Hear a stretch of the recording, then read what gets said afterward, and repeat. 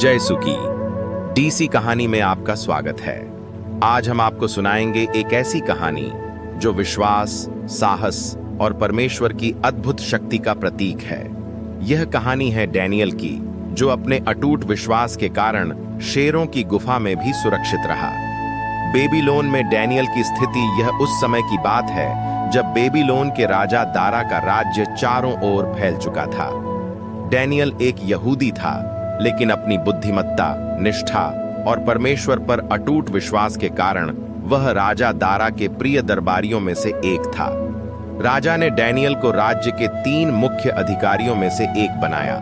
Daniel की ईमानदारी और कार्यकुशलता इतनी अद्भुत थी कि राजा उसे पूरे राज्य का प्रधान बनाना चाहता था।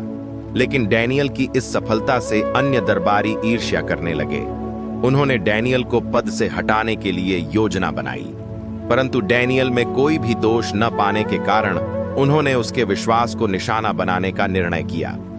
राजा के नाम पर षड्यंत्र। उन्होंने राजा से कहा, हे महाराज, एक आदेश जारी करें कि अगले 30 दिनों तक कोई भी व्यक्ति आपके अलावा किसी और देवता या मनुष्य से प्रार्थना न करे। जो इस आदेश का उल्लंघन करेगा उसे शेरों की गुफा में डाल दिया जाएगा। राजा को यह प्रस्ताव अच्छा लगा और उसने यह आदेश जारी कर दिया।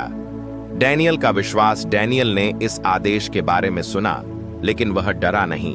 उसने अपने विश्वास को त्यागने के बजाय हर दिन की तरह अपने घर में जाकर खुले दरवाजे के सामने घुटनों पर झुककर परमेश्वर से प्रार्थना करना जारी रखा। ईर्ष्यालु दरबारियों ने डैनियल को प्रार्थना करते हुए देख लिया और राजा के सामने उसकी शिकायत की। राजा दारा को डैनियल से बहुत स्नेह था, लेकिन वह अपने ही आदेश को बदल नहीं सकता था। इसलिए उसने भारी मन से डैनियल को शेरों की गुफा में डालने का आदेश दिया। लेकिन जाते समय उसने डैनियल से कहा, तुम्हारा परमेश्वर, जिसकी तुम सदा उपासना करते हो, वह तुम्हें बचाएगा। शेरों की गुफा में चमत्कार। रात के समय डैनियल को शेरों की गुफा में डाल दिया गया। गुफा के बाहर एक बड़ा पत्थर रखकर उसे सील कर दिया गया। राजा दारा पूरी रात सो नहीं सका। सुबह होते ही वह गुफा के पास दौड़ता हुआ गया और चिल्लाया, हे डैनियल, क्या तुम्हारा परमेश्वर, जिसकी तुम उपासना करते हो, तुम्हें शेरों से बचा सका?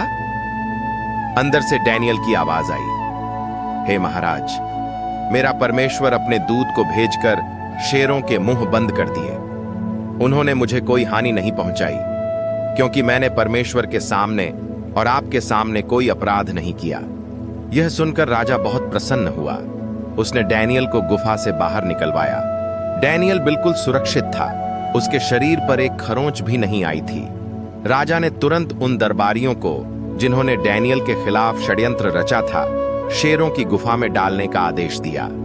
राजा दारा का नया आदेश।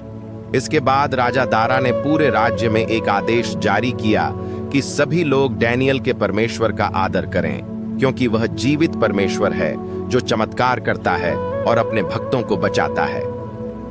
हमें सिखाती है कि जब भी हम किसी कठिनाई या संकट में हों, हमें डरना नहीं चाहिए, बल्कि डैनियल की तरह अपने विश्वास पर अडिग रहना चाहिए।